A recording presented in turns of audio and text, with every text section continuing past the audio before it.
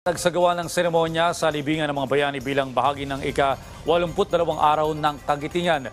Si Bernard Ferrer sa detalye live. Audrey, pinaunahan ng Philippine Army pagsasagawa ng Sunset Review dito sa libingan ng mga bayani sa Port Bonifacio sa Taguig City.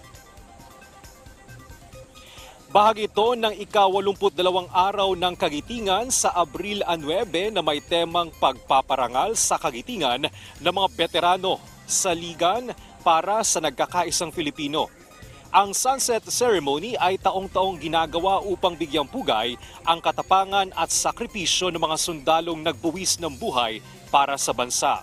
Kinilala naman ni Philippine Army Commanding General Roy Galido ang mahalagang ambag ng World War II veterans sa tinatamasang kalayaan ng Pilipinas.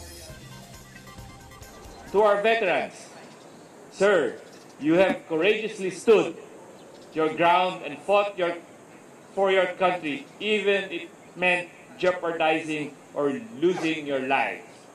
Because of your sacrifices, we now live in a world and a country where premium is placed upon human dignity.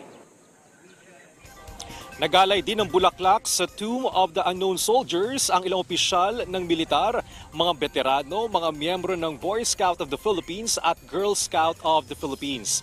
Nagkaroon din ng wreath-laying ceremony si Defense Undersecretary Pablo Lorenzo na kinatawan ni Defense Secretary Gilberto Teodoro Jr.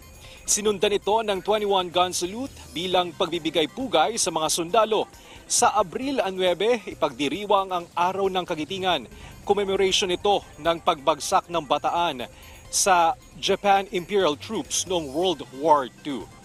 Audrey, nagpapatuloy ang aktibidad dito sa libingan ng mga bayani. Nagbigay na ng kanyang talumpati si Taguig City Mayor Lani Cayetano at kasalukuyan nagbibigay ng kanyang talumpati si Defense Undersecretary Pablo Lorenzo. Nagbigay din ng Scout Salute ang mga miyembro ng Boy Scout at Girl Scout of the Philippines. Mamaya magkakaroon naman ng testimonial review para sa mga veterano na pangungunahan ni AFP o dating AFP Chief of Staff Cirilito Sobejana. Balik sa iyo, Audrey.